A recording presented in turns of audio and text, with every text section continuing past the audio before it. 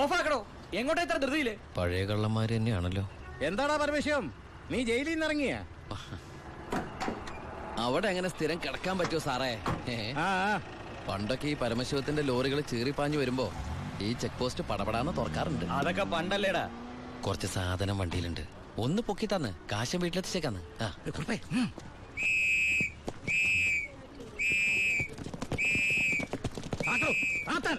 ഞാൻ പറയാതെ ഒറ്റ വണ്ടി കടത്തി വിടരുത്. എന്താ സാർ പ്രശ്നം? എന്താ നിനക്ക് അറിഞ്ഞൂടാ? വെറുതെ എന്റെ സമയം മെനക്കെടുത്തല്ലോ സാറേ, എനിക്ക് വീട്ടിൽ ധൃതിയുണ്ട്. എടുത്ത് വണ്ടിയിലിടുവനെ. എന്തിന്? പബ്ലിക്കായിട്ട് സ്പിരിറ്റ് കൊണ്ടുവന്നിട്ട് നിന്ന് കുറയ്ക്കുന്നോടാ പന്നം. കേറി പരിശോധിക്കണോ?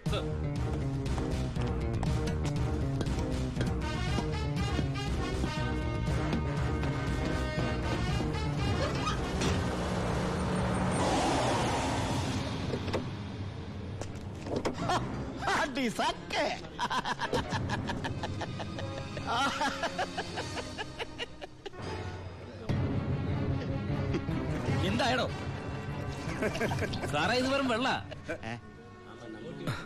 വെള്ളോ? ഒന്നുകൂടെ ഒന്ന് മണത്ത് നോക്കണോ? എങ്ങനെ മണത്ത് നോക്കിയാൽ ഇത് വെറും വെള്ള. പ്ലാച്ചിമടയിൽ എന്തൊരു വരൾച്ച സാറേ. ഞാൻ അങ്ങോട്ടേക്ക് കുടിവെള്ളം കൊണ്ടുപോകുന്നതാ. പച്ചവെള്ളം വിറ്റിട്ടെങ്കിലും നമ്മൾ ജീവിച്ച് പൊക്കോട്ടെ സാറേ. അല്ല സാറേ, കുടിവെള്ളം കൊണ്ടുപോകുന്ന അറസ്റ്റ് ചെയ്യാൻ മാത്രമുള്ള കുറ്റമാണോ? അല്ല, നമ്മളോട് കുറച്ചാളില്ലാത്തോണ്ട് നിയമം മാറിയതൊന്നും അറിഞ്ഞില്ല. പോരാത്തതിന് ഇന്നത്തെ പത്രം വായിച്ചിട്ട് 5-6 ദിവസമായി സാറേ. നിന്ന് ചിലക്കാതെ വണ്ടി എടുത്തോണ്ട് പോടാ. അല്ല സാറേ, സാർ എന്നെ പണ്ട് ഒരുപാട് സാറേന്ന് വിളിച്ചിട്ടുള്ളല്ലേ, എന്റെ കയ്യിൽ നിന്ന് ഒരുപാട് കാശ് വാങ്ങിച്ചിട്ടുള്ളല്ലേ.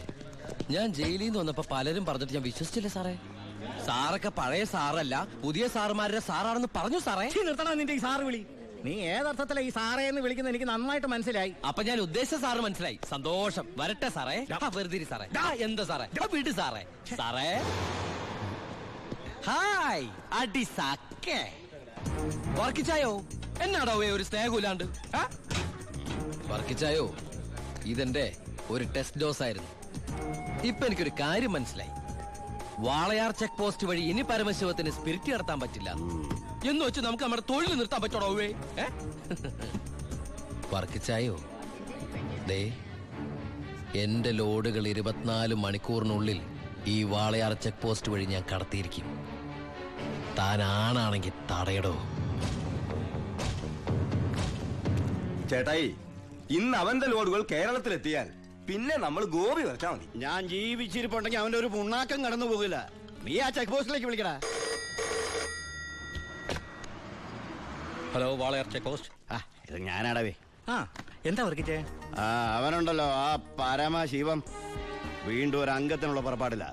നീ ഒരു പേനയും പേപ്പറും കൊടുത്തേ. എന്നിട്ട് എന്റെ വണ്ടികളുടെ നമ്പറൊക്കെ ഒന്ന് കുറിച്ചെടുത്തോ.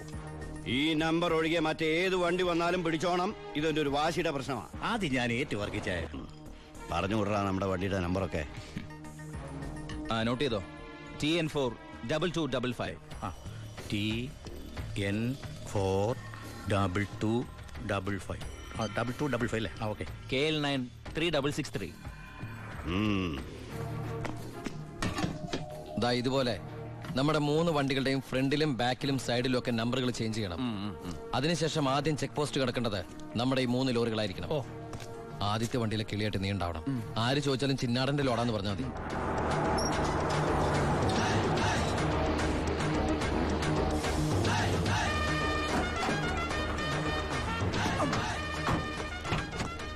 നമസ്കാരം. ചിന്നാടൻ മുതലാളിയുടെ ലോറികളാ, 3 ലോഡുണ്ട്. എന്താണ് വണ്ടിയില്? പെട്രോളാ? അല്ല, ഡീസലാ. കുറുപ്പേ സർ, ചിന്നാടന്മാരുടെ ലോറികളാ. ആ നമ്പരല്ല ഒന്ന് ചെക്ക് ചെയ്തേ.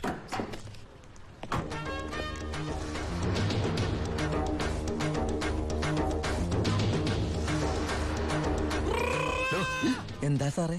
എന്താടോ കോഡ്? കാലാപ്പാനി, ചിന്നാടന്റെ കാലാപ്പാനി. എല്ലാം ഓക്കെയാണ് സർ. ശരി ശരി. എന്റെ കന്നിലോടാണ് സാർ, അനുഗ്രഹിക്കണം. ഒന്ന് പോക്കിക്കോട്ടെ. വണ്ടി പോട്ടെ, എടുത്തോ. വിട്ടോ.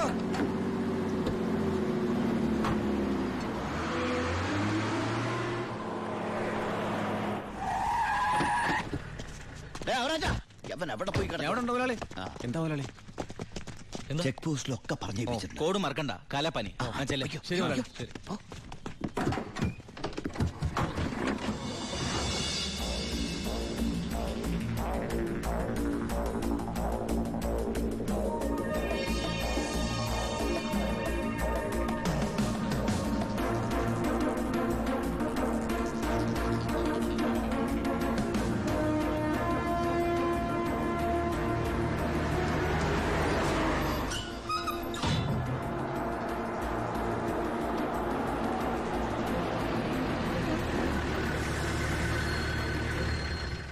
നമസ്കാരം സാറേ. നീ എന്നെ സാറെന്ന് വിളിക്കരുത്. സോറി സാറേ. ദാ, അയ്യാ ഒന്ന് പൊക്കി തരണേ. പൊക്കി തരാവടാ.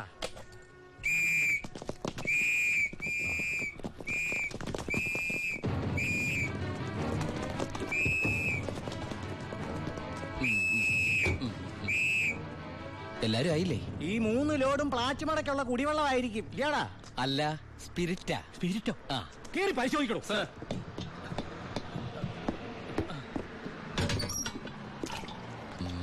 അമ്മയ്ക്കൊക്കെ സുഖമല്ലേ സാറേ? ഇവിടെ ഉള്ളവരൊക്കെ ഉണ്ണാക്കന്മാരെന്നാണോ നിന്റെ വിചാരം? എനിക്ക് മാത്രമല്ല സാറേ, ഇവിടെ നിൽക്കുന്ന കംപ്ലീറ്റ് ആൾക്കാരുടെ വിചാരം അതാണ്. ആ, സ്പിരിറ്റാ സാർ, ഇതിലെ സ്പിരിറ്റാ സാർ. ഇതിലും സ്പിരിറ്റാ പറയുന്ന അവരുടെ ഒരു സ്പിരിറ്റ് ഉണ്ടല്ലേ സാറേ? കൈയെടുക്ക് സാറേ. ഏയ്,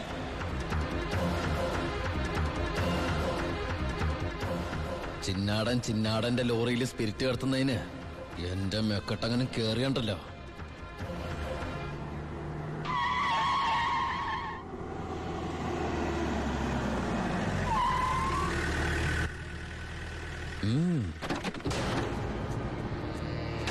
ഹായ് അടി സക്കേ. എവിടെയായിരുന്നു ഔവേ? വണ്ടിയുടെ മുമ്പിലല്ലോ എസ്കോട്ട് വരുന്നത്. ഇവരെന്നെ സംശയിച്ചില്ലയോ? നീ വടാ അവിടുന്ന്. എന്നതാണോ പ്രശ്നം? ഈ ലോറികൾ ആരെന്നുള്ളതാ പ്രശ്നം. ഇതെന്റെ ലോറികൾ തന്നെ. കേട്ടല്ലോ, എല്ലാരും കേട്ടല്ലോ. കള്ള സ്പിരിറ്റുമായിട്ട് വന്ന ഈ 3 ലോറികളും നമ്മുടെ ബഹുമാനപ്പെട്ട വർക്കിച്ചിന്റേതാണെന്ന്. എന്നതേ പറയുന്നേ? ഇത് നമ്മുടെ ലോറികളല്ല. അത് തന്നെയാണോ ഞാനും പറയാൻ വന്നത്. ഇത് നമ്മുടെ ലോറികളല്ല. ഇത് വർക്കിച്ചിന്റെ ലോറി എന്നെ. ഇത് കൊച്ചുവളുടെ പേരിലായിട്ടിരിക്കുന്നത് ചഞ്ചൽ. ഇത് എന്റെ ലോറികളെ അല്ല. അല്ലേ? അല്ലെന്ന് പറഞ്ഞില്ലേ? അപ്പൊ ഓക്കെ. വർക്കിച്ചായന്റെ ലോറികൾ അല്ലെങ്കിൽ നമുക്ക് പിടിച്ച് അകത്തിട്ടല്ലോ സാറേ. എന്തായാലും ഉടമസ്ഥൻ വരുമല്ലോ, അപ്പൊ അയാളെയും പിടിച്ച് അകത്തിടാം. എങ്ങനെയുണ്ട് എന്റെ ഐഡിയ?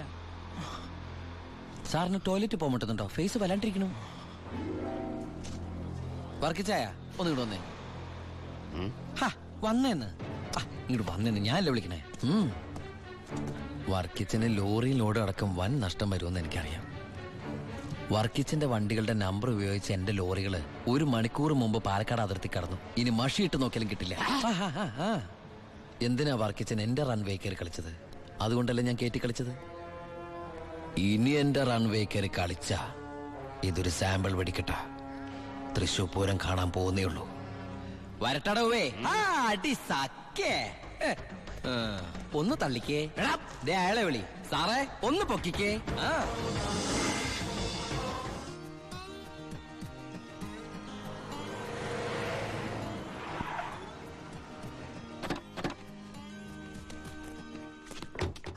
என்ன சத்தியமூர்த்தி இந்த மாதிரி பேசுறேன்? அந்த சின்னாடன் ராஸ்கல்ஸ் கொடுക്കുന്നതിലും ജാസ്തി ഞാൻ കൊടുക്കறேன். ഓ ശരി ശരി, നേരി പാക്കറേൻ.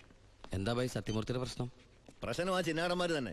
നമുക്ക് ലോഡ് തരായിരിക്കും അവന്മാര് പല രീതിയിൽ ശ്രമിക്കുക. എങ്കിൽ പിന്നെ ആ റാവുന്റെ അടുത്ത് സാധനം എടുത്തൂടെ? അപ്പാ, ഞാനും അത് എത്ര തവണ അപ്പനോട് പറഞ്ഞതാ. അത് വേണ്ട.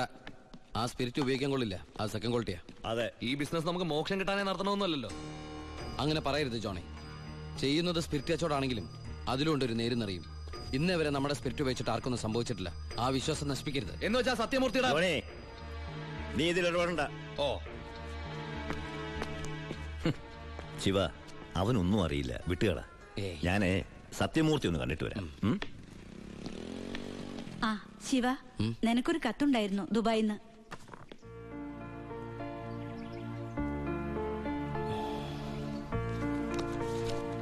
എന്താടാ?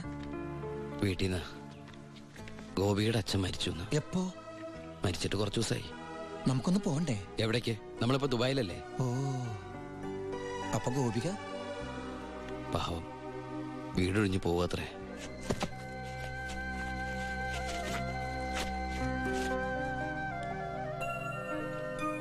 എന്നാ ഞങ്ങള് നാട്ടിലെ വീട്ടിലാരും ഇല്ലാത്ത സ്ഥിതിക്ക് മോളെ ദിവാകരന്റെ വീട്ടിൽ തന്നെ ആയിരിക്കും താമസിപ്പിക്കുക അല്ലേ? അതിൽ ചെറിയൊരു പ്രശ്നമുണ്ട്. കല്യാണം തുടങ്ങി ഇവളുടെ ബാധ്യത മൊത്തം എൻ്റെ തലയിലാകുമോന്ന് വൈഫിനൊരു പേടി. 1-2 വട്ടം സൂചിപ്പിക്കുകയും ചെയ്ത്. അതുകൊണ്ട് ഇലയ്ക്കും മുള്ളിനും കേടില്ലാതെ ഞാനൊന്ന് തീരുമാനിച്ചു. തൽക്കാലം ഗോപി ഒരു ഹോസ്റ്റലിലാക്കുക. അവിടെ അടുത്തൊരു തുണിക്കടയിൽ ജോലിയും ശരിയാക്കിയിട്ടുണ്ട്. ഇനിയിപ്പോ ആരെ ആശ്രയിക്കാതെ ഇവൾക്ക് ജീവിക്കാൻ കഴിയല്ലോ. വൈകി അവിടെ എത്താൻ രാത്രിയാവും.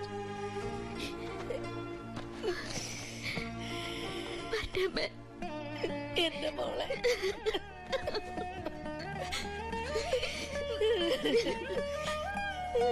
നിന്നെ ഹോസ്റ്റലിൽ നിർത്താനും തുണിക്കട പണിയെടുക്കാനും ഒന്നും ഞാൻ സമ്മതിക്കില്ല. ഞാൻ എന്റെ ഉണ്ണിക്ക് വേണ്ടി ആലോചിച്ചുറപ്പിച്ച പെണ്ണാ ഇവള്. അവൻ ദുബായിൽ നിന്ന് വന്നാൽ ഉടനെ ഇവരുടെ കല്യാണം നടക്കും. 10 ദിവസം മുമ്പ് ഇവൾ ഈ വീട്ടിലേക്ക് കയറിയെന്ന് വിചാരിച്ച് ഒന്നും സംഭവിക്കാൻ പോണില്ല. ഗോപികയെ ഞാൻ എന്റെ അമ്പിളിയെ പോലെ നോക്കിക്കൊള്ളാം. അവളെ എനിക്ക് തന്നൂടെ? ഈ നല്ല മനസ്സിനെ നിങ്ങളൊക്കെ ദൈവം അനുഗ്രഹിക്കട്ടെ.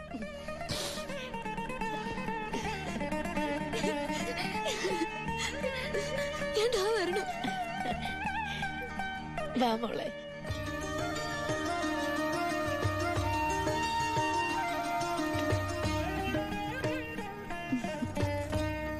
വലതുകാല് വെച്ച് കയറിക്കോ മോളെ.